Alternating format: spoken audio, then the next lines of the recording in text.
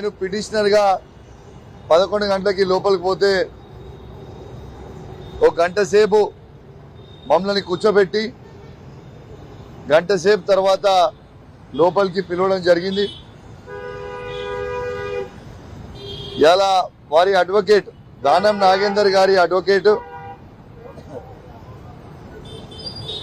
నన్ను దాదాపు 5-6 గంటల పాటు క్రాస్ ఎగ్జామినేషన్ చేయడం జరిగింది.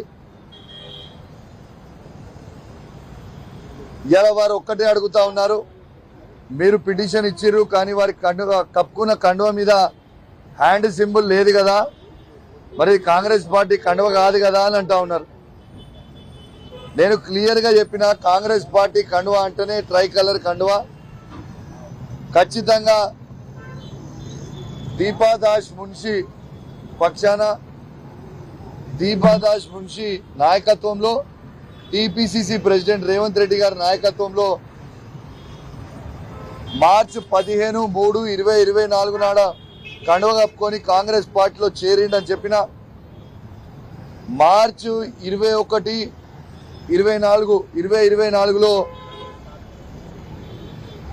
కాంగ్రెస్ పార్టీ సికింద్రాబాద్ పార్లమెంట్ క్యాండిడేట్గా ఏఐసిసి అనౌన్స్ చేసింది.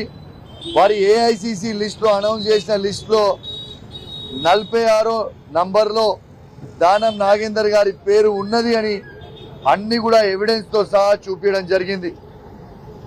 దానం నాగేందర్ గారు కాంగ్రెస్ పార్టీ పక్షాన పోటీ చేసి సికింద్రాబాద్ పార్లమెంట్లో 4,29,000 ఓట్లు ఇలా తనకి పడ్డాయి.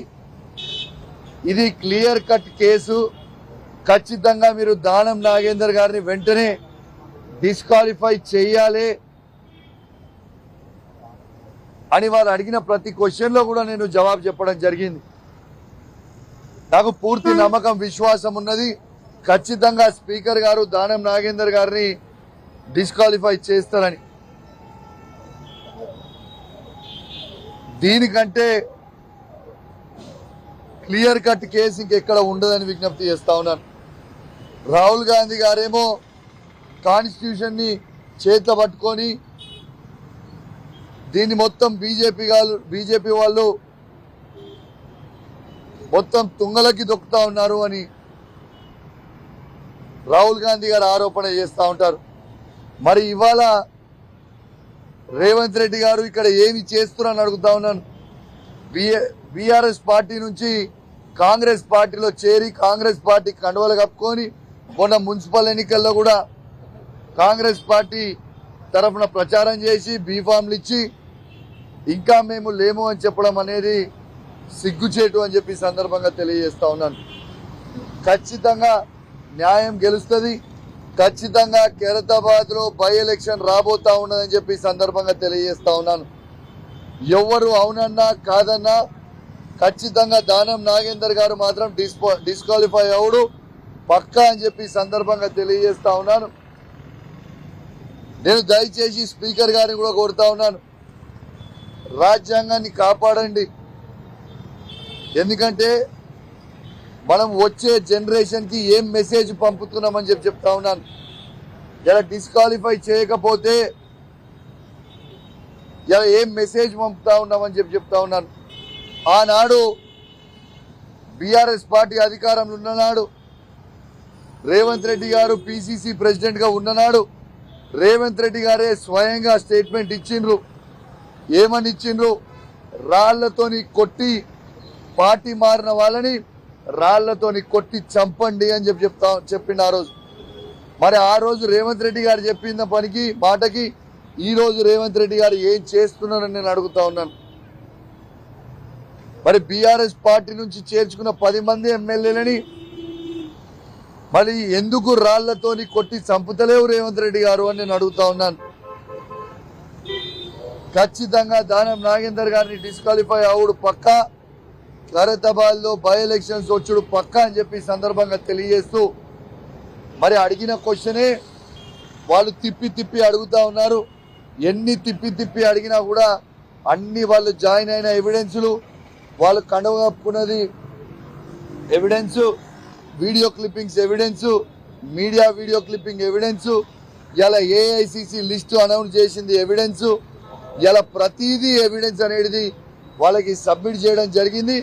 ఇక ఖచ్చితంగా డిస్క్వాలిఫై అవుతాడని చెప్పి సందర్భంగా తెలియజేస్తూ, మరి ఎంత దారుణంగా రేవంత్ రెడ్డి గారు నడుపుతున్న అసెంబ్లీ అంటే, ఆ వెనుక మీరు చూసే బోర్డు, అక్కడ తెలంగాణ లెజిస్లేటివ్ అసెంబ్లీ అని బోర్డు పెడతాడు. ఇలా ప్రెస్ని లోపలికి అలవ్ చేయకుండా, ఇలా ప్రెస్ని రోడ్డు మీద పెట్టి మేము మాట్లాడుతున్న సందర్భంగా మీరు మాట్లాడుతుంటే అక్కడ కవరేజ్ వస్తుందని ఇవాళ అక్కడ ఉన్న బోర్డు కూడా పీకేసిర్రు. ఇంత చిల్లర రాజకీయం రేవంత్ రెడ్డి గారి ప్రభుత్వం చేస్తుందనేది స్పష్టంగా కనబడతా ఉంది. ఆఖరికి అసెంబ్లీ ముందు, అసెంబ్లీ లోపలనేమో ప్రెస్ పెట్టనియరు, అసెంబ్లీ లోపల మాట్లాడనియరు. ఆఖరికి పాపం ప్రెస్ వాళ్ళని కూడా రోడ్డు మీద నిలబెడతారు. ఆ రోడ్డు మీద నిలబెట్టి కవరేజ్ వస్తుంది కదా అని మాట్లాడుతుంటే ప్రజలకి అసెంబ్లీ బ్యాక్గ్రౌండ్ బోర్డు కనబడొద్దని ఆ బోర్డు కూడా పోలీసు వాళ్ళకి చెప్పి పీకించేసిండు రేవంత్ రెడ్డి గారు. ఇంత భయం ఎందుకు రేవంత్ రెడ్డి గారు మీకు అని చెప్పి నేను అడుగుతా ఉన్నాను. ఈ దొంగ పనులు చేసుకుంటా దొంగనే దొంగ దొంగ దొంగ అన్నట్టు రేవంత్ రెడ్డి గారే అరుస్తారు పెద్ద నోరు పెట్టుకొని. కానీ ఖచ్చితంగా చెప్తున్నా, మీరు ఎన్ని చిల్లర పనులు చేసినా, ఎన్ని దొంగ నాటకాలు చేసినా ఖచ్చితంగా వచ్చే అసెంబ్లీ ఎన్నికలలో మాత్రం ఖచ్చితంగా మీకు ప్రజలు బుద్ధి చెప్పబోతా ఉన్నారని చెప్పి సందర్భంగా తెలియజేస్తూ సెలవు తీసుకుంటా ఉన్నాను. జై తెలంగాణ, జై కేసీఆర్. నేను బయటికి వచ్చిన తర్వాత, నా తర్వాత మహేశ్వర్ రెడ్డి గారు లోపలికి పోయినరు, మరి ఇప్పుడే పోయినరు. మరి ఈ రాష్ట్రంలో కాంగ్రెస్ బీజేపీ మ్యాచ్ ఫిక్సింగ్ లాగా క్లియర్గా కనబడుతుంది. మున్సిపల్ ఎన్నికలలో మీరు చూసిర్రు, కాంగ్రెస్ పార్టీలు చైర్మన్లు, వైస్ చైర్మన్లు బీజేపీ తీసుకున్నారు. ఇలా కాంగ్రెస్ బీజేపీ ములాఖత్ అనేది క్లియర్గా కనబడతా ఉన్నది. ఇవాళ మహేశ్వర్ రెడ్డి గారు కూడా లోపలికి పోయినరు. మరి వారు కూడా కాంగ్రెస్ బీజేపీ ములాఖత్కే నడుస్తారని అనుకుంటున్నా. ఎందుకంటే బడాబాయ్ చోటాబాయ్ ఇద్దరు కలిసి ఉన్నట్టుగా ఇవాళ కాంగ్రెస్ బీజేపీ కూడా అట్లనే ఉన్నది. ఇవాళ బీజేపీ వాళ్ళు కూడా ఏం చెప్తారో మరి బయటకు వచ్చాక చూడాలని చెప్పి సందర్భంగా తెలియజేస్తా ఉన్నాను. Thank you very much.